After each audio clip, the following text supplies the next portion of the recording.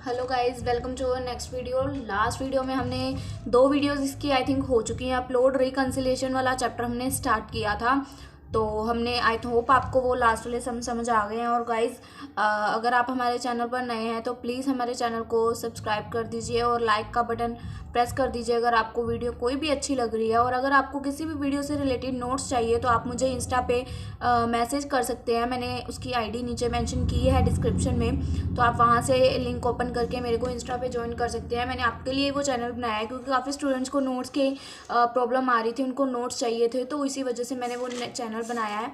तो गाइज़, हमने last 2 video बनाई थी, उसमें मैंने एक 2008 अप्रैल सम करवाया था, 2008 सितंबर करवा दिया था, 2009 सितंबर करवा दिया था। हम सिर्फ एग्जाम पॉइंट ऑफ व्यू से जो लास्ट 10 ईयर्स में क्वेश्चन पेपर आए होते हैं, ये देखो मैंने डीपीटी ली है, तो अगर आपके पास है तो बहुत अच्छी बात है, नहीं है तो आप यहाँ से भी कर लग सकते हो, कोई प्रॉब्लम नहीं है। मैं आपको दिखाती रहती हूँ कि ऐसे ऐसे आप स्क्रीनशॉट ले सकते हो सम्स के, ठीक है जी। तो आज का जो हमारा सम है वो है 2010 सितंबर। तो मैं एक बात और दिखा दूँ आपको, यही सेम सम देखो 2010 में आया था, यही सेम 2011 में अगेन रिपीट हो गया था। मैंने लिखा हुआ है देखो, रिपीट 2010, ठीक है। तो इसी वजह से मैं इसमें से सम ले रही हूँ क्योंकि ये काफ़ी बार होता है, सम्स इसी में से रिपीट हो जाते हैं, इसी वजह से मैं आपको सारे सम्स डीपीटी में से करवा रही हूँ, ठीक है। अब हम करते हैं हमारा सम स्टार्ट। देखिए यहाँ पे हमें स्टेटमेंट में क्या पता चल रहा है कि यहाँ पे ट्रेडिंग P&L अकाउंट ऑलरेडी बना हुआ है, मतलब हम जो फाइनल अकाउंट बनाते हैं वो बना हुआ है, तो हमें बनाने की ज़रूरत नहीं है। हम बेसिकली अब क्या बनाएंगे, हमारी कॉस्ट शीट, ठीक है जी, कॉस्ट शीट बनाएंगे। और एक मैंने आपको इसमें बताया था कि यूनिट प्रोड्यूस निकालने होते हैं, यूनिट प्रोड्यूस निकालने होते हैं। पहले मैं यहाँ पे सम की डेट डाल दूँ 2010 सितंबर, ठीक है जी। यूनिट प्रोड्यूस निकालने के लिए मैंने आपको क्या फॉर्मूला बताया था, यूनिट प्रोड्यूस्ड निकालने के लिए फॉर्मूला क्या था कि जो हमारे यूनिट्स हैं सेल के, sale units plus closing units, ठीक है जी, sale unit plus closing unit minus opening unit. Sale के यूनिट जो भी इसमें ऑपोजिट होता है, अगर हमने प्रोडक्शन के यूनिट निकालने हो ना, तो हमारे जो सेल के यूनिट्स होते हैं वो उसमें क्लोजिंग स्टॉक ऐड होता है, क्लोजिंग के यूनिट्स, और ओपनिंग के माइनस होते हैं, ठीक है गाइस। तो इसमें अब पहले टोटल हमारे यूनिट्स देखो कहाँ पे हैं, यहाँ पे मुझे दिख रहे हैं स्टार्टिंग में यूनिट्स आई थिंक दिए होंगे, इन्होंने नहीं दिए, चलो नहीं दिए हुए, ठीक है गाइस। यहाँ पे देखो सेल के साथ भी कोई यूनिट्स नहीं लिख रखे और भी कोई मुझे यूनिट्स दिख नहीं रहे। वैसे मैं आपको फॉर्मूला रिमाइंड करवा दिया कि अगर हमें यूनिट प्रोड्यूस निकालनी होती है तो उसका ये फॉर्मूला होता है। अगर हमें कहीं जाके आगे यूनिट्स दिखे तो हम इसको सॉल्व करेंगे, अदरवाइज हम इसको ऐसे ही रहने देंगे, ठीक है गाइज। अभी मुझे यूनिट्स कहीं भी दिख नहीं रहे हैं, इसलिए अभी हम इसको स्किप कर रहे हैं, ठीक है। उसके बाद नीचे देखिए, अब हमें गाइज यहाँ पे फाइनल अकाउंट बना के दिया हुआ है और हमें दिख रहा है कि हमें अब कॉस्ट शीट बनानी है, तो हम पहले यहाँ पे लिख लेंगे हमारा भाई कॉस्ट शीट बना रहे हैं हम, ठीक है जी। कॉस्ट शीट में हम पहले क्या डालते होते हैं, मटेरियल वेजेस। यहाँ पे मुझे मटेरियल वेजेस कुछ दिख नहीं रहा, आगे स्टेटमेंट कुछ है नहीं, ठीक है जी। तो मटेरियल वेजेस मैं बेसिकली ऊपर वाला ही ले सकती हूँ क्योंकि मुझे कॉस्ट शीट में तो चीज़ें डालनी है, चाहे इन्होंने दी हैं चाहे नहीं दी। मटेरियल मैं ऊपर वाला ही उठा लूँगी 29150 और वेजेस उठा लूँगी ऊपर वाली 18610, ठीक है जी। ये मेरी यहाँ पे निकल आएगी प्राइम कॉस्ट 43400 की, ठीक है guys.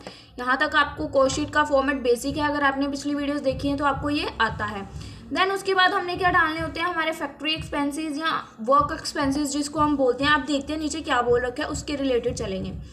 During the year 1550 units were manufacturing, 1550 units उन्होंने मैन्युफैक्चर किए और उसमें से 1500 unit out of them were sold, जिसमें से 1500 यूनिट सोल्ड हो गए।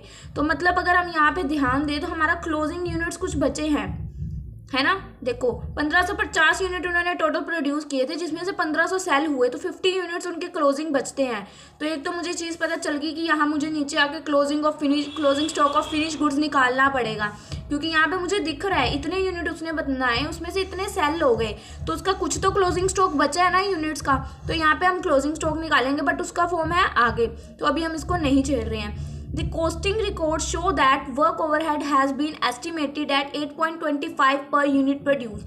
बोल रहे हैं जो वर्क ओवरहेड है ना वो have been estimated at 8.25 per unit, 8.25 per unit. उसने टोटल यूनिट कितने प्रोड्यूस किए थे, यहाँ पे अभी हम प्रोडक्शन पे चल रहे हैं, सेलिंग पे नहीं आए।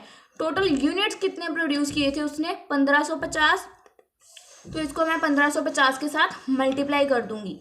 जब मैंने इसको 1550 के साथ मल्टीप्लाई किया, मैं कर रही हूँ 1550 मल्टीप्लाई 8.25, तो हमारा आया 12788। ठीक है जी, 12788। ठीक है, जब मैंने इसको ऐड कर दिया तो मेरी क्या निकल आई, वर्क कॉस्ट निकल आई। अब आगे रीड करें, आगे ऑफिस के बारे में कुछ बोल रखा है। उसके बाद बोले हैं administrative overheads eight 9.0625 per unit produce. उसके बाद बोले हैं जो एडमिनिस्ट्रेटिव है उसका भी पर यूनिट रेट दे रखा है, तो एडमिनिस्ट्रेटिव ओवरहेड्स का भी हम पर यूनिट रेट उठा लेंगे। कितना बोल रहे हैं ये, 9.0625 मल्टीप्लाई टोटल यूनिट्स कितने प्रोड्यूस हुए थे, 1550। तो 1550 यूनिट्स वो आगे जब हमने इनको मल्टीप्लाई किया तो हमारा कितना आया, 14047। ठीक है जी, तो ये करने के बाद मेरी क्या निकल आई, कॉस्ट ऑफ प्रोडक्शन 70235 आई। ठीक है गाइज, अब इसके बाद क्या लेते होते हैं हम क्वेश्चन में, क्लोजिंग स्टॉक और opening stock of finish goods. तो हमें यहाँ पे तो दिख गया ना कि जो ये चीज़ थी, तो इससे हमारा क्लोजिंग स्टॉक निकलेगा। मैंने आपको स्टार्टिंग में बताया था, उसने इतने यूनिट प्रोड्यूस किए, उसमें से उसके इतने सेल हो गए, क्लोजिंग यूनिट्स 50 यूनिट्स बचे ना उसके। ठीक है जी, 50 यूनिट्स उसके टोटल बचे। तो यहाँ पे हम जब क्लोजिंग स्टॉक निकालना होता है, क्या करना होता है, जो हमारे COP निकलता है, कॉस्ट ऑफ प्रोडक्शन, इसको लिखना होता है। ठीक है जी, डिवाइड बाय हमारे जितने यूनिट प्रोड्यूस हुए हैं, 1550 हुए थे वो, और कितने सेल नहीं हुए, जैसे 1500 सेल हुए थे, इसमें से 50 सेल नहीं हुए थे। इनकी कैलकुलेशन करेंगे तो वैल्यू आएगी 2266, जो कि है हमारा क्लोजिंग स्टॉक, तो होना है माइनस। ठीक है जी, ये करने के बाद हमारा क्या निकल आएगा, COGS निकल आएगा, 67969 आ गया हमारा COGS। इसके बाद आती है हमारी सेलिंग, जो कि हमें गिवन नहीं है, तो नील। तो यहाँ पे हमारा कॉस्ट ऑफ सेल क्या निकल आई, 67969। ठीक है जी, ये निकल आई। उसके बाद हमने देखना है हमें सेल कितनी गिवन है, उसके अकॉर्डिंग हमने हमारा प्रॉफिट निकाल देना है। सेल देखो भाई कहाँ पे है, सेल ये रही 75,000 की। ठीक है जी, ये जो सेल है, मटेरियल है, विच मोस्टली कम ही गिवन होता है, नीचे हमें ऊपर से ही लेना पड़ता है, क्योंकि इनके बिना तो सम चलेगा नहीं। तो हम जब इसको कंपेयर करेंगे तो मतलब सेम हो जाएगा, तो हम वैसे ही छोड़ देंगे। ठीक है, हमने डिफरेंस उठाना होता है जब हम रिकन्सिलेशन करते हैं, तो हम लेंगे ही नहीं। इसका मेरा प्रॉफिट आ गया 7031। ठीक है गाइस, यहाँ तक हमने बना ली हमारी कॉस्ट शीट, जो कि हमें अब फाइनल हमारा बना हुआ है।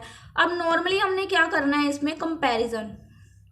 ठीक है जी, नॉर्मली हमने अब इसमें क्या करना है, कंपेयर करना है और अपना सम खत्म कर देना है। ठीक है जी, अब देखो यहाँ पे मटेरियल कितने का डाला हमने गाइज। अब यहाँ पे देखिए, एक बात यहाँ पे समझनी है हमने, ध्यान से देखिएगा। यहाँ पे मटेरियल लिख रखा है, यहाँ पे भी मटेरियल लिख रखा है, तो हमें पहले ना मटेरियल में से मटेरियल माइनस करना होता है। देन वेजेस लिख रखी हैं, वेजेस में से वेजेस, वर्क एक्सपेंसेस में से वर्क एक्सपेंसेस। ठीक है जी, अगर हम मटेरियल में से मटेरियल अगर आप माइनस करोगे तो 26350 आएगा। तो हमने यही अमाउंट कोशीट में भी लेना था। हमने बाय फॉल्ट गलती से दूसरा लिखा, बट हमें इसको माइनस करके ही लेना होता है। देन हमने वेजेस भी माइनस कर ली। देन जब हम वर्क एक्सपेंसेस पे आए तो कोशीट में उन्होंने वर्क एक्सपेंसेस का नीचे बोल दिया था, तो दैट्स वाई हमने इसको तब कंसीडर नहीं किया। अब जब हम इसको कंपेयर करेंगे तो डिफरेंस ऑब्वियस है बात आएगा। ठीक है, जैसे वर्क एक्सपेंसेस है, आप देखो 14,055 के हैं, तो इसमें से मैंने 1170 जो बाय वाली साइड है वो माइनस करती हूँ, तो मेरे वर्क एक्सपेंस आते हैं 12885 के। ठीक है जी, तो यहाँ पे हमारे हैं 12788, डिफरेंस है ना थोड़ा सा, तो हम ऐसे कंपेयर करेंगे। ये हमने माइनस करके ही लेने थे कोशीट में भी। ठीक है जी, तो हमने थोड़ी सी मिस्टेक की थी जो मैंने करेक्शन कर दी है। देन अब हम हमारी करेंगे रिकन्सिलेशन स्टेटमेंट प्रिपेयर, तो हम यहाँ पे पहले लिख लेंगे हमारी रिकन्सिलेशन स्टेटमेंट। ठीक है जी, तो हम अब अपना क्या डालते होते हैं, पहले profit as per final account, profit as per cost account sheet note final, 7031 आ गया हमारा प्रॉफिट। ठीक है जी, अब हमने आगे कंपेयर करना है। अगर हम मटेरियल को मटेरियल में से लेस करें तो कंपैरिजन, क्योंकि हमने इसी में से लिखा है, सेम ही होएगा। ठीक है जी, देन अगर हम वेजेस कंपेयर करें, वेजेस भी हमारी सेम है। देन हम फैक्ट्री ओवरहेड्स देखें, यहाँ है 12788 और यहाँ हमने माइनस किया था 12885 आया था। ठीक है जी, तो अब हम इन दोनों को पहले आपस में माइनस कर लेंगे। मेरा 97 का इन दोनों में डिफरेंस मुझे दिख रहा है। पहले मैं यहाँ पे अपना 97 लिख रही हूँ अपना, ठीक है जी, कितना अमाउंट है। अब मुझे देखना है इधर ज़्यादा था कि इधर ज़्यादा था, इधर ज़्यादा था या इधर ज़्यादा था। फैक्ट्री इसमें फाइनल अकाउंट में ज़्यादा था। अगर फाइनल अकाउंट में हमारे एक्सपेंसेस ज़्यादा हैं तो मतलब प्रॉफिट कम हो जाएगा। तो प्रॉफिट कम हो जाएगा मतलब माइनस का साइन आएगा, माइनस का साइन आएगा वर्क ओवरहेड्स पे। तो माइनस है तो 97 रुपीज़ माइनस में चले गए, ठीक है जी। अब उसके बाद मेरे क्या है, एडमिनिस्ट्रेटिव ओवरहेड्स। यहाँ पे है 14047, यहाँ पे है 13650। इन दोनों का डिफरेंस अगर आप देखें तो 397 है आई थिंक, ठीक है जी। तो अब देखो ये यहाँ पे ज़्यादा है या यहाँ पे ज़्यादा है, यहाँ पे ज़्यादा है, यहाँ पे कम है। अगर एक्सपेंसेस कम है तो हमारा प्रॉफिट इंक्रीमेंट हो जाएगा। प्रॉफिट इंक्रीज हो रहा है तो मतलब प्लस का साइन आएगा, एडमिनिस्ट्रेटिव ओवरहेड्स आएंगे। और कितने का अमाउंट है, 397, ठीक है जी। अब हमने यहाँ पे लाइंस भी लिखनी होती हैं अकॉर्डिंग टू कॉस्ट शीट, है ना जी। तो वर्क ओवरहेड्स हमारे जो थे, वर्क ओवरहेड्स, फैक्ट्री ओवरहेड्स जो भी कह सकते हो आप, तो वो हमारे कॉस्ट शीट में क्या थे, ओवर थे या अंडर थे, अंडर वैल्यू, ठीक है जी, under value in cost sheet, ठीक है। देन जो हमारे एडमिनिस्ट्रेटिव ओवरहेड्स थे वो कॉस्ट शीट में ज़्यादा थे या कम थे, कॉस्ट शीट में ज़्यादा है कि कम है, कॉस्ट शीट में ज़्यादा है ना। यहाँ पे 13,000 है, यहाँ पे 14,000 ज़्यादा है, मतलब ओवर वैल्यू। अगर कम है तो अंडर वैल्यू, अगर ज़्यादा है तो ओवर वैल्यू, ठीक है जी। देन क्लोजिंग स्टॉक को कंपेयर करेंगे हम। क्लोजिंग स्टॉक यहाँ पे है 2266, यहाँ पे है 1812.50, ठीक है, 1812, 1812 रुपये। तो ये कम है, ये कम है। और बाय वाली साइड का हमारा क्या रूल होता है, अगर कोई चीज़ कम है तो उसको कम ही कर देना, अगर ज़्यादा है तो ज़्यादा ही कर देना है। तो इसको माइनस कर देंगे। क्लोजिंग स्टॉक को कितने रुपीज़ का डिफरेंस आप प्लस माइनस करके देख लो, 454 का है, ठीक है जी। अब हम इसकी कैलकुलेशन करके इसको सॉल्व करेंगे तो हमारा आई थिंक प्रॉफिट निकल के आ गया मेरा तो 6877, ठीक है जी।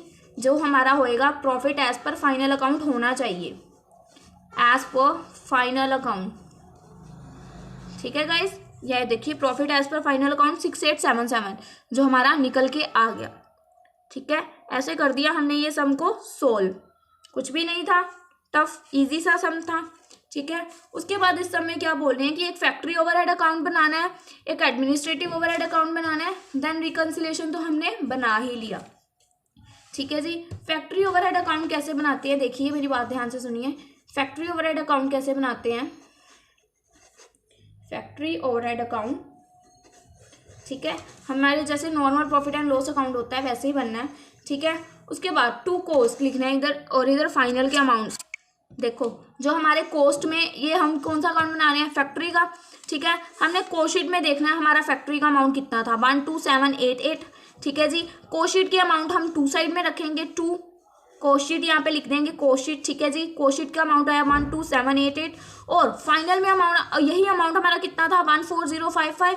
तो बाय वाली साइड हम फाइनल का अमाउंट रखेंगे, बाय फाइनल लिख के हमारा अमाउंट कितना है 140885, 14055, ठीक है जी, 14055 लिख दिया हमने। ये नहीं, इसको माइनस करके 12885 आया, ठीक है, 12885 हमने माइनस नहीं ना किया यहाँ पे, ये माइनस करने के बाद 12885 आया, ठीक है, हमने लिख दिया। इन दोनों को प्लस माइनस करके यहाँ पे वैल्यू आई मेरी 97, जो कि मैं लिखूंगी टू रिकंसिलेशन, बस हो गया हमारा, ये अकाउंट बन गया फैक्ट्री ओवरहेड्स का। एज इट इज़ आगे हमें बोला हुआ है एडमिनिस्ट्रेशन का अकाउंट बनाओ, ठीक है जी।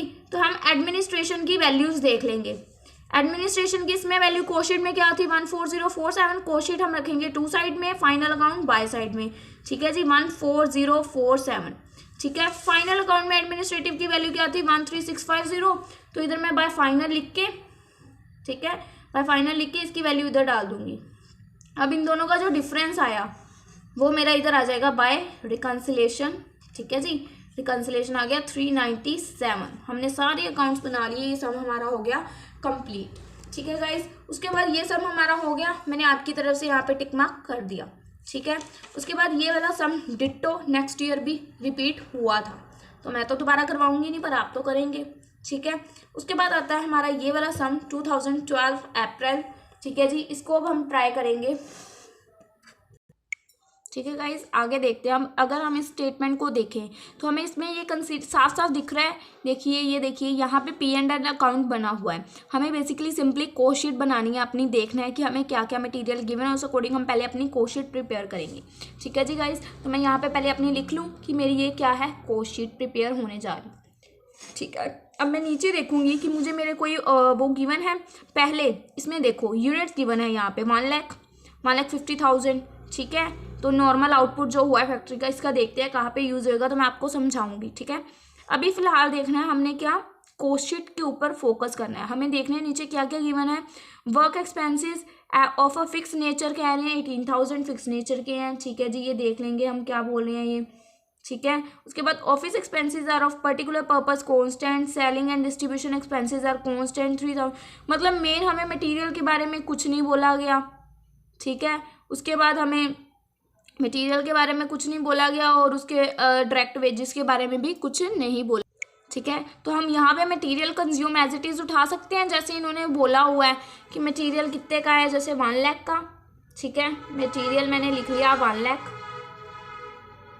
और उसके बाद डायरेक्ट वेजेस क्या है 50,000 की, तो हमने एज इट इज़ लिख ली। क्योंकि नीचे गिवन नहीं है तो हम ऑब्वियस ही बात है ऊपर से ही लेते हैं, तो हमारी प्राइम कॉस्ट कितनी निकल आई, 1,50,000। ठीक है जी, उसके बाद हमारे क्या निकलते हैं, वर्क एक्सपेंसेस या वर्क ओवरहेड्स आप बोल सकते हो। ठीक है, नीचे क्या बोल रहे हैं, वर्क एक्सपेंसेस जो हैं टोटल कितने के हैं, 30,000 के वर्क एक्सपेंसेस। उसमें से क्या बोल रहे हैं, work expenses of a fix nature are 18,000, उसमें से 18,000 जो है फिक्स नेचर के हैं। ठीक है जी, देखो रुको, यहाँ पे हमने लिख लिया। उसके बाद हमने नीचे ना इसके 2 कॉलम बना दिए, एक फिक्स का एक वेरिएबल का। ठीक है जी, 30,000 है, इसमें से 18,000 टोटल में से फिक्स है, तो बच्चे कितने 12,000। ठीक है जी, तो मैंने आपको एक सम पहले भी करवाया था, जो हमारे फिक्स होते हैं उनके साथ हम पंगे लेते हैं और जो सिंपल वेरिएबल होते हैं उसको एज इट इज़ रखते हैं। अब जो फिक्स होते हैं उसमें ऊपर क्या आते हैं, हमारे जो यूनिट्स हैं, जो हमें सेल के यूनिट्स होते हैं, वो डिवाइड बाय जो हमारे यूनिट्स प्रोड्यूस हुए हैं। देखो normal output of the factory 1,50,000 units. ठीक है जी, तो इसमें मल्टीप्लाई में मैं ऊपर क्या रखूँगी, जो मेरे सेल के यूनिट्स हैं 1 लाख। ठीक है जी, 1 लाख यूनिट्स मेरे ऊपर आ जाएंगे, डिवाइड बाय जो मेरे ये फैक्ट्री के नॉर्मल आउटपुट हो रहे हैं 1,50,000, इसको मैं रखूँगी डिवाइड में। ठीक है, 1,50,000। अब मैं इसकी कैलकुलेशन करूँगी, 18,000 मल्टीप्लाई 1 लाख डिवाइडेड बाय 1,50,000, तो मेरा आएगा 12,000। ठीक है जी, 12,000 ये हो गया, 12,000 ये हो गया। इसको मैंने आपको पीछे भी बताया था, इसके साथ हमने कुछ नहीं करना होता, फिक्स के साथ हमने पंगे लेने होते हैं जहाँ पे ऐसा कुछ आ जाए। और हमें यूनिट्स भी गिवन है, देखो सेल गिवन है और टोटल यूनिट प्रोड्यूस गिवन है, तो सेल के यूनिट्स ऊपर रखने होते हैं, प्रोडक्शन जितनी हुई है वो नीचे रखनी होती है। ठीक है जी, अब हम इसकी कैलकुलेशन करेंगे तो हमारी वर्क कॉस्ट निकल आएगी 1,74,000। ठीक है जी, हमने वर्क कॉस्ट निकाल ली। उसके बाद आते हैं हमारे ऑफिस के एक्सपेंसेस। ऑफिस के एक्सपेंसेस आते हैं। अब ऑफिस के एक्सपेंसेस के बारे में क्या बोला गया है, office expenses are for practical purpose constant. जो ऑफिस के एक्सपेंसेस हैं वो कांस्टेंट हैं, मतलब कांस्टेंट क्या होते हैं, फिक्स होते हैं। ऑफिस के एक्सपेंसेस 9,000 है, 9 के 9,000 बोले कांस्टेंट हैं, मतलब फिक्स हैं। तो अगर फिक्स है तो हमने पंगे लेने हैं, अगर फिक्स नहीं है तो हमने उसको नहीं छेड़ना। अब ये बोले कांस्टेंट मतलब फिक्स, तो हमने यही वाली अगेन यहीं पे अप्लाई, यहाँ पे भी अप्लाई करनी है, यही वाली सेम कंडीशन, डिवाइडेड बाय 1,50,000, तो हमारे कितने आगे फिक्स आगे 6,000 के। ठीक है जी, इसको हमने कर दिया, तो यहाँ पे मैंने टोटल कर दिया, मेरा आ गया 1,80,000। ठीक है गाइस, तो मेरा 1,80,000 आ गया। देन उसके बाद मैंने क्या करना होता है, मेरे सेलिंग एक्सपेंसेस लेने होते हैं। ठीक है जी, सेलिंग एक्सपेंसेस इसके बाद मुझे लेने होते हैं। तो अगर अब मैं देखूँ मेरे सेलिंग एक्सपेंसेस के बारे में भी कुछ बोला होगा, selling and distribution expenses are constant to the extent of 3,000 बोल रहे हैं। जो सेलिंग एक्सपेंसेस हैं उसमें से 3,000 कांस्टेंट है। ठीक है, बाकी 3,000 वेरिएबल है। टोटल 6,000 है ना, जिसमें से बोल रही हैं 3,000 को छोड़ के बाकी के सारे कांस्टेंट हैं, तो टोटल है ही 6,000। 6,000 में से 3,000 कांस्टेंट, 3,000 वेरिएबल, मतलब 3,000 फिक्स, 3,000 वेरिएबल। ठीक है जी, फिक्स हो गए, वेरिएबल हो गए। ठीक है, मैंने ऐसे ही लिख दिए 3000 फिक्स बोल रहे हैं, 3000 वेरिएबल बोल रहे हैं, क्योंकि टोटल 6000 है, उसमें से 3000 बोल रहे हैं, एक चीज़ फिक्स है, ठीक है। तो बाकी के बच्चे 3000 वेरिएबल हो गए, इसके साथ हमने चेंजेस करने हैं, इसके साथ नहीं करने। इसको मैं सॉल्व करूँगी तो मेरा आएगा यहाँ पे 2000, ये मेरा 3000 एज इट इज़ रह जाएगा, ठीक है जी। इसकी कैलकुलेशन की, मेरा आ गया 1,85,000, ठीक है जी। ये मेरी निकल आई कॉस्ट ऑफ सेल, ये हमारी निकली थी कॉस्ट ऑफ प्रोडक्शन, ठीक है जी। अब इसके बाद मेरी कॉस्ट ऑफ सेल निकल आई। अब मुझे लास्ट में डालना क्या होता है, मेरी सेल और माइनस करके निकालना होता है प्रॉफिट। सेल मेरे को दिख रही है गिवन 2 लाख की, तो मैं एज इट इज़ लिख दूंगी 2 लाख, ठीक है जी। इसको मैंने माइनस किया तो मेरा प्रॉफिट आया 15,000 का, ठीक है जी। यहाँ तक कोई प्रॉब्लम नहीं है, हमने कॉस्ट शीट प्रिपेयर की है अभी अभी, ठीक है। हम अब इसमें जस्ट हमें इसको कंपैरिजन करना है और अपनी रिकन्सिलिएशन स्टेटमेंट बना लेनी है, ठीक है जी। अब हम हमारी रिकन्सिलिएशन स्टेटमेंट प्रिपेयर करेंगे। हम यहाँ पे पहले लिखेंगे रिकन्सिलिएशन स्टेटमेंट, ठीक है जी, रिकन्सिलिएशन स्टेटमेंट, ठीक है। अब हम यहाँ पे रिकन्सिलिएशन के पहले क्या लिखते हैं, profit as per cost sheet, profit as per cost sheet, ठीक है जी। तो हमने यहाँ पे लिख लिया कॉस्ट शीट के अकॉर्डिंग प्रॉफिट है। कॉस्ट शीट में मैंने देखा तो मेरा प्रॉफिट कितना आया था 15,000 का, तो पहले मैं यहाँ पे 15,000 का अपना प्रॉफिट लिख दूंगी, ठीक है। अब मेरे को स्टार्ट करनी है कंपैरिजन। मटेरियल देखो 1 लाख, ठीक है जी। वेजेस 50,000, यहाँ पे भी 50,000 छोड़ दिया। वर्क एक्सपेंसेस 12 और 12 को ऐड करके हुआ 24, वेरिएबल और फिक्स दोनों को ऐड करके यहाँ पे हुआ 24,000। यहाँ पे वर्क एक्सपेंसेस है 30,000, यहाँ पे ज़्यादा है या कम है, वर्क एक्सपेंसेस यहाँ है 30,000, यहाँ है 24,000, यहाँ पे ज़्यादा है। अगर एक्सपेंसेस ज़्यादा है तो प्रॉफिट कम हो जाएगा, एक्सपेंसेस ज़्यादा है प्रॉफिट कम, तो कम हुआ तो मतलब माइनस, तो माइनस है हमारे क्या है, वर्क एक्सपेंसेस, ठीक है जी। अब इन दोनों का डिफरेंस क्या है, 24 माइनस 30, 6,000 का डिफरेंस है, तो हम यहाँ पे लिख देंगे 6,000, ठीक है जी। 6,000 यहाँ पे लिख लेंगे हमने 6,000 यहाँ पे लिख लिया। अब हमने देखना है जो हम डिफरेंस कर रहे हैं वो कॉस्ट शीट में ज़्यादा है या फाइनल अकाउंट में ज़्यादा है। देखो कॉस्ट शीट में हमने जो यहाँ पे लाइन लिखनी होती है वो कॉस्ट शीट पे बेसिस पे लिखते हैं ना, तो कॉस्ट शीट में ये अमाउंट ज़्यादा था या कम था, कम था जी, तो क्या लिखेंगे हम, अंडर वैल्यू। अगर ज़्यादा होता तो हम क्या लिखते, ओवर वैल्यूड। तो कम है तो under valued in cost sheet लिखेंगे हम, ठीक है जी। देन हम नेक्स्ट कंपैरिजन करें अपना, एक कंपैरिजन हो गया, हमने फिक्स्ड वर्क एक्सपेंसेस लिख लिए। देन इसके बाद अगर देखें हमारे ऑफिस के एक्सपेंसेस अगर हम देखें तो टोटल उन्होंने बोला था सारे के सारे फिक्स है, मतलब 6,000 के, तो यहाँ पे हमारे ऑफिस के एक्सपेंसेस है 9,000 के, ठीक है।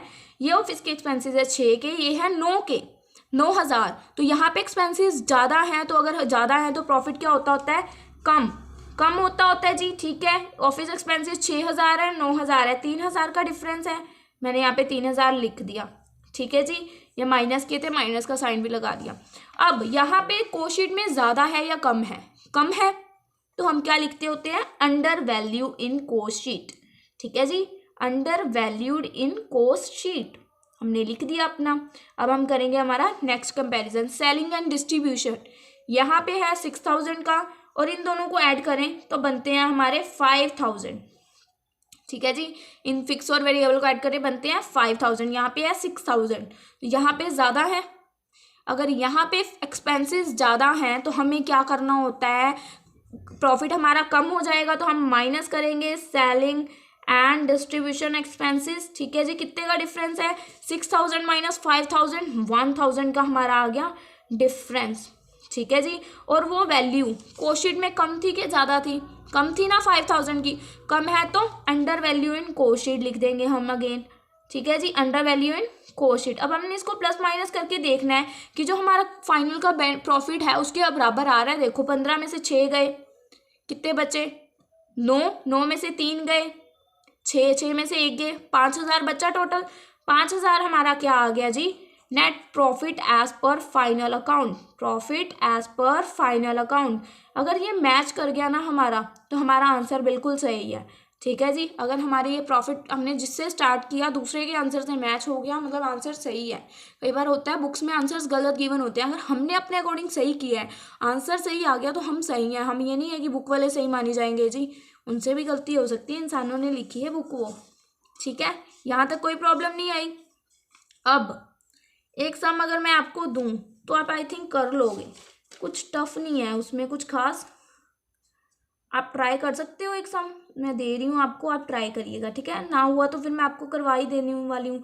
वैसे मैं आपको समझा देती हूँ, मैंने जहाँ पे कर रखा होएगा वहाँ से समझाती हूँ, शायद आपको समझ आ जाए। वैसे आपने अभी अभी इससे पहले जो किया ना ऐसा ही है, मतलब इधर वाली साइड मटेरियल गिवन था, वेजेस भी गिवन थी, वर्क एक्सपेंसेस भी गिवन थे, ठीक है। तो उसको माइनस करके जो करते हैं हम, कंसीडर किया था ना, वही सेम चीज़ है इस सब में। देखो मैं पहले आपको अपनी लैंग्वेज में समझा रही हूँ, फिर मैं किया हुआ दिखा दूंगी, आप स्क्रीनशॉट ले लेना, देन आप उसको खुद ट्राई करना गाइज प्लीज़। पहले खुद ट्राई करना, देन स्क्रीनशॉट से कॉपी करना, क्योंकि आपको प्रॉब्लम हो सकती है बाद में, ठीक है जी। पहले देखो मटेरियल कंज्यूम 7,08,000, देन इधर भी मटेरियल दे रखा है 17,000, ठीक है जी। उसके बाद डायरेक्ट वेजेस भी इधर गिवन है और डायरेक्ट वेजेस उधर भी गिवन है। देन उसके बाद है वर्क ओवरहेड्स भी दोनों साइड ही गिवन है आपको, ठीक है गाइस। वर्क ओवरहेड्स भी आपको दोनों साइड गिवन है। देन उसके बाद एडमिनिस्ट्रेटिव, ये सारी चीज़ें एज इट इज़ जैसे आपको गिवन होती है वही गिवन है, ठीक है जी। उसके बाद यहाँ पे क्या बोल रहे हैं कि अगर हमने कॉस्ट बनानी होती है तो work overheads have been charge, work overheads से स्टार्ट कर रहे हैं, ठीक है। वर्क ओवरहेड्स कहाँ पे आते हैं? थर्ड स्टेप पे, पहले material wages then work overheads, मतलब मटेरियल वेजेस के बारे में कुछ नहीं बता रहे, तो हमने मटेरियल वेजेस यहाँ से उठाने हैं, ठीक है जी। मटेरियल वेजेस हम यहाँ से उठाएंगे, देन हम हमारे यहाँ से वर्क ओवरहेड्स के बारे में क्या बोल रहे हैं? Work overheads have been charge work in progress at 20% on prime cost. जो प्राइम कोस्ट निकलेगी उसके ऊपर 20% लगा दोगे, आपके वर्क ओवरहेड्स निकल आएंगे। Administrative overheads has been recovered as 3 per finish units, बोल रहे हैं जो एडमिनिस्ट्रेटिव ओवरहेड्स हैं वो 3 पर यूनिट लगेंगे। वो किस पे लगेंगे? जो हमारे फिनिश यूनिट्स हैं, जो हमारे फिनिश यूनिट्स हैं। अब वो फिनिश यूनिट्स आप कैसे निकालोगे? जैसे मैंने आपको सिखाया था एक यूनिट प्रोड्यूस का फॉर्मूला, ठीक है जी। सेल के यूनिट आपको गिवन है 30,000 यूनिट, ठीक है। क्लोजिंग यूनिट उसमें गिवन है आपको 1,000, मतलब क्लोजिंग हम करते हैं प्लस, उसके बाद ओपनिंग यूनिट्स आपको गिवन नहीं है जो कि होते हैं माइनस ओपनिंग यूनिट्स, ठीक है जी। इसको प्लस माइनस करके आपके यूनिट प्रोड्यूस निकलते हैं 31,000, ठीक है। मैंने आपको यूनिट प्रोड्यूस का फॉर्मूला करवाया हुआ है ना, कि अगर sale plus closing stock minus opening stock, तो सेल के यूनिट्स 30,000, क्लोजिंग स्टॉक 1,000, ओपनिंग के गिवन नहीं है, तो हमने फॉर्मूला लगाया 31,000 यूनिट्स आ गए हमारे। तो जो हमारे एडमिनिस्ट्रेटिव बोल रहे हैं उसको 3 × 31,000 आप कर दोगे तो आपके एडमिनिस्ट्रेटिव की वैल्यू आ जाएगी, ठीक है। देन उसके बाद हमें क्या बोल रहे हैं? सेलिंग से पहले हमें closing stock of finish goods भी तो डालना होता है, क्योंकि क्लोजिंग स्टॉक के यूनिट्स गिवन है हमें। जब हमें क्लोजिंग स्टॉक के यूनिट्स गिवन होते हैं देन हम उसका क्लोजिंग स्टॉक निकालते हैं। क्लोजिंग स्टॉक से पहले आपकी वैल्यू निकल के आती है कॉस्ट ऑफ प्रोडक्शन, जो आपकी वैल्यू निकली होगी cost of production divided by जो ये 31,000 यूनिट्स आए हैं ये, मल्टीप्लाई 1,000 क्लोजिंग के यूनिट्स करके आपकी निकलेगी क्लोजिंग स्टॉक की वैल्यू, ठीक है। मैं आपको सम दिखा रही हूँ, बट गाइस चीटिंग नहीं करनी है किसी ने भी, पहले खुद ट्राई करना है। नहीं निकलेगा देन कोई बात नहीं, आप देख सकते हो, बट पहले आप खुद ट्राई करोगे। देखो सिंपल, मटेरियल है 7,08,000, उसमें से 17,000 माइनस किए 6,91,000, ठीक है। ये करके उसके बाद वेजेस भी ऐसे ही डाल दी, देन हमारी प्राइम कॉस्ट निकल आई। उसके बाद वर्क के बारे में क्या बोला गया था? 20% ऑन प्राइम कॉस्ट, जो ये निकली इसके ऊपर लगाया मैंने 20%, तो मेरी निकल आई वर्क कॉस्ट, ठीक है जी। उसके बाद 31,000 मैंने आपको निकाल के दिखाया। एडमिनिस्ट्रेटिव का क्या बोला इन्होंने? 3 per finish unit, ₹3 per unit, ठीक है। तो हमने 3 को मल्टीप्लाई कर दिया, हमारी कॉस्ट ऑफ प्रोडक्शन निकल आई। कॉस्ट ऑफ प्रोडक्शन के बाद हमने क्लोजिंग स्टॉक निकालना होता है, जो हमारा कॉस्ट ऑफ प्रोडक्शन का निकला है ये डिवाइडेड बाय हमने जितने यूनिट प्रोड्यूस किए हैं 31,000, ये मल्टीप्लाई जितने यूनिट्स हमें क्लोजिंग के बोले हो। अगर हमें ओपनिंग के यूनिट्स दिए होते ना, यहाँ पे देखो ओपनिंग के यूनिट्स नील थे, अगर ओपनिंग के दिए होते तो हम ऐसे ही सेम वे से ओपनिंग स्टॉक भी निकालते, ठीक है गाइस। अगर हमें ओपनिंग स्टॉक के यूनिट्स गिवन होते तो हम ओपनिंग स्टॉक भी निकालते, बट यहाँ पे सिर्फ क्लोजिंग के यूनिट्स गिवन थे ना, दैट्स वाई हमने सिर्फ क्लोजिंग स्टॉक के यूनिट्स का क्लोजिंग स्टॉक निकाला और हमारा ये वैल्यू आई। हमने इसको माइनस किया, हमारा COGS निकला है। उसके बाद सेलिंग की क्या लाइन बोल रही है, हमने आगे रीड ही नहीं किया। सेलिंग की क्या बोल रहे हैं? Selling and distribution overheads have been recovered ₹4 per unit sold. कितने यूनिट सोल्ड किए उन्होंने, मतलब सेल किए। सेल कितने यूनिट्स किए थे? 30,000, यहाँ पे आपने ये वाले यूनिट्स नहीं लेने, 30,000 उन्होंने सेल किए थे, यहाँ ये वाले नहीं लेने 31,000, नो, सेल की बात हो रही है। टोटल सेल कितने किए थे, 30,000 यूनिट, देखो ना 31,000 टोटल यूनिट से 30,000 सेल हो गए, 1,000 उसके क्लोजिंग स्टॉक बचे ना। आप इसके ऐसे भी कंपेयर कर सकते हो। तो हमारे 30,000 जो आ गए उसके बोल्ड है ना स्पेसिफिकली कि सेलिंग एंड डिस्ट्रीब्यूशन है, तो सेल में ही जाएंगे ऑब्वियस है। 4 × 30,000 कर देंगे हम, ठीक है जी। 4 × 30,000 हमने किया तो हमारा आ गया 143400। देन उसके बाद हम हमारे पीछे अपनी सेल देख लेंगे। सेल है 15 लाख की, तो यहाँ पे भी है 15 लाख प्लस माइनस किया, हमारा 66,000 का आ गया प्रॉफिट। ठीक है जी, हमने ये स्टेटमेंट बना ली। आई होप आपको ये समझ आ गई है। देन आपको मैं इसको कंपेयर करके दिखा रही हूँ कैसे किया हुआ है कंपैरिजन अब, ठीक है। तो आप ध्यान से समझिएगा। पहले देखिए, पहले आप मटेरियल ही देख लीजिए, ठीक है। जो हमारा मटेरियल है हमने यहीं से डाला था, वेजेस भी यहीं से डाली थी, तो हम कंपेयर नहीं कर रहे, ठीक है। उसके बाद वर्क एक्सपेंसेस 210,800, वर्क एक्सपेंसेस मैंने इसमें से इसको माइनस किया तो मेरा आया 2,08,000। 2,08,000 आ रहा है मेरा फाइनल अकाउंट में। तो यहाँ पे है मेरा 2,10,000। तो मेरा ज़्यादा कहाँ पे है, फाइनल में के कॉस्ट में? कॉस्ट में ज़्यादा है, मतलब फाइनल में कम है। अगर फाइनल में मेरे एक्सपेंसेस कम है तो मेरा प्रॉफिट क्या हो जाएगा? फाइनल में मेरे खर्चे कम है तो मेरा प्रॉफिट ज़्यादा हो जाएगा ना। तो अगर मेरा प्रॉफिट ज़्यादा हो जाएगा तो अब इन दोनों में पहले मैं डिफरेंस देख लूँगी।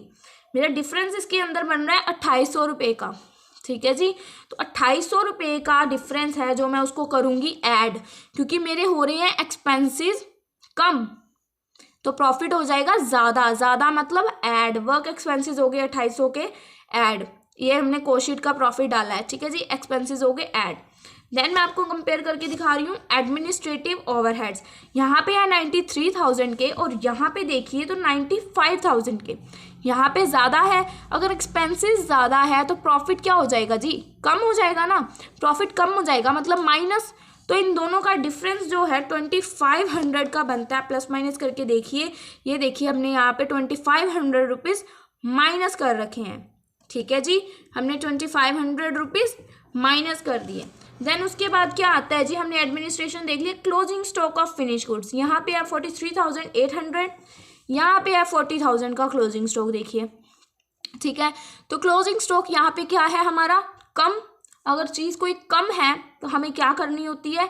कम ही करनी होती है, क्योंकि बाय वाली साइड सीधा रूल होता है, इस साइड ऑपोजिट रूल होता है ना। कोई चीज़ कम है तो बढ़ा देनी है, बढ़ी हुई है तो कम कर देनी है। इधर अगर बढ़ रही है तो बढ़ा दो, कम है तो कम कर दो, ठीक है। यहाँ पे 40,000 है, यहाँ पे 43,000 है, यहाँ पे कम है तो कम ही करनी है, माइनस ही करनी है। कितने की? 3,800 की, ठीक है जी। ये देखो नीचे क्लोजिंग स्टॉक मैंने माइनस किया हुआ है 3,800 का लास्ट में, ठीक है।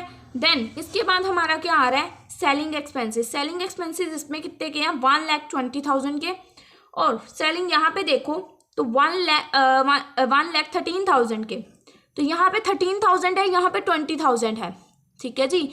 तो यहाँ पे ज़्यादा है, मतलब यहाँ पे कम है। अगर एक्सपेंसेस कम है तो हम वैल्यू, एक्सपेंसेस कम है तो प्रॉफिट हमारा इंक्रीज ही हुआ, इंक्रीज हुआ तो हम क्या करते हैं? ऐड। तो सेलिंग का जो भी डिफरेंस है 6,500 का मैंने यहाँ पे कर रखा है ऐड। प्लस माइनस करके हमारा फाइनल के प्रॉफिट के इक्वल 69,000 आंसर आ जाएगा, ठीक है गाइज। 2012 सितंबर का सम आपको मैंने बता दिया है।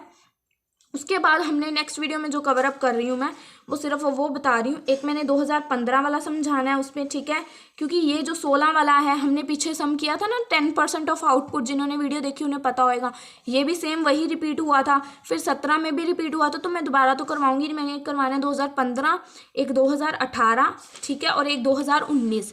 3 सम है, लास्ट वीडियो बनेगी, उसके बाद चैप्टर फिनिश। हमारा सिलेबस ही खत्म अकाउंट्स की थ्योरी प्रैक्टिकल सम्स का, तो उसके बाद हमारी कोई वीडियो नहीं होएगी, ठीक है जी। उसके बाद हम हमारी थ्योरी चैप्टर स्टार्ट करेंगे, जो मेरे पास आई थिंक नोट्स आ चुके हैं। तो मैंने एक आधे चैप्टर की डाल दी हुई है थ्योरी, बाकी मैं अभी थोड़े दिनों में डाल दूंगी। इसके बाद उसकी बारी है तो हम कवर अप करेंगे, ठीक है जी। नेक्स्ट वीडियो में हम हमारे 2-3 सम जो रह गए हैं वो कवर अप करके चैप्टर को फिनिश कर देंगे। Bye bye guys, take care. Next video में मिलते हैं फिर।